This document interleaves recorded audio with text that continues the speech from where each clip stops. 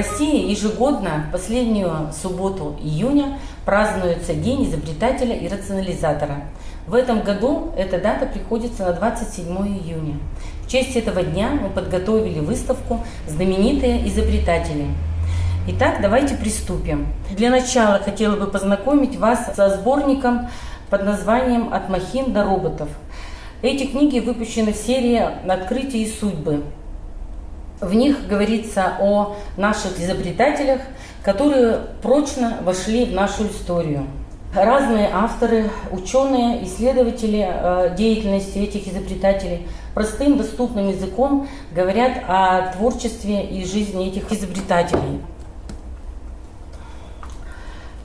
Вот, например, я бы хотела остановиться на жизни и деятельности Ивана Петровича Кулибина. В этой книге вас могут заинтересовать исторические исследования Ларисы Черкашиной, рассказывающие о жизни и деятельности Ивана Петровича Кулибина. Не могу обойти стороной еще одну интересную книгу. Автор Вергинский «Жизнь и деятельность русских механиков Черепановых».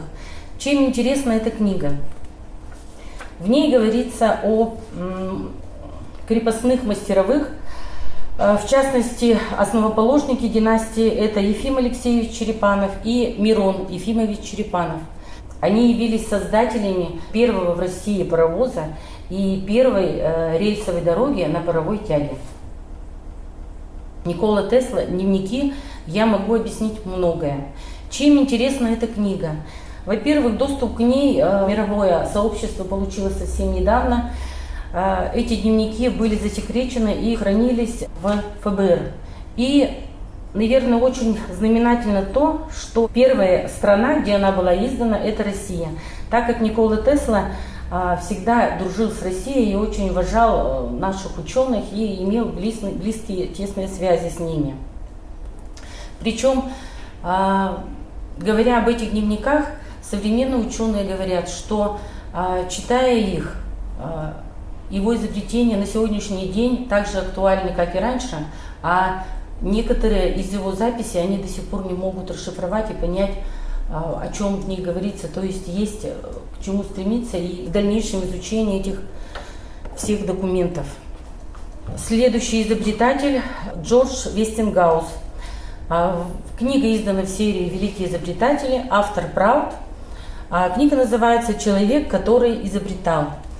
Может быть, не всем известный, но интересная и неординарная личность. В свое время он дружил с Николой Тесло, конкурировал в изобретениях с Эдисоном и был незаурядным и творческим человеком.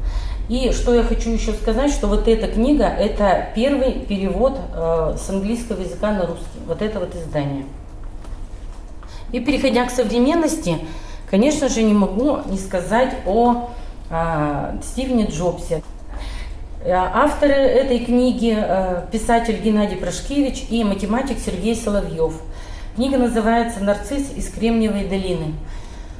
Всем нам известна эта неординарная личность. Это человек, который при жизни и после нее был окружен мифами и легендами, часть из которых он создавал сам. Но интересно, наверное, будет сказать о том, что этот человек не получил полного высшего образования, он бросил обучение на первом курсе колледжа, но явился основателем таких известных всем нам фирм, как Apple и студии Pixar. То есть это тоже о чем-то говорит. С этой книгой вы тоже можете познакомиться в фондах нашей библиотеки. Я хочу обратиться еще к одной книге из фонда библиотеки под названием «Корона императора Тиберия». Это книга гипотез о технических идеях, обогативших время. Автор ее Сергей Бойко. И вот посмотрите, какую информацию мы нашли. Проводя раскопки в древнем богатом городе Словекия, находящемся на реках Тигра, ученые обнаружили вот такое устройство, такой предмет. Они долго гадали, что же это. Керамический сосуд, металлический стержень и остатки какой-то кислоты. Несколько команд занимались исследованием, но последняя команда, проведя эксперимент, создав такой глиняный кувшин, стержень и залив кислоту, получила слабый, но электрический ток.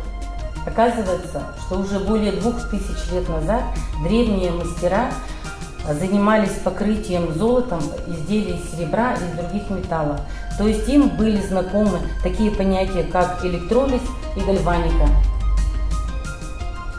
Мы подготовили для вас краткий обзор. Если вас заинтересовала эта информация и вы бы хотели почитать более подробно содержимое книг, то мы приглашаем вас к нам в Национальную библиотеку по адресу 30 лет Победы, 14.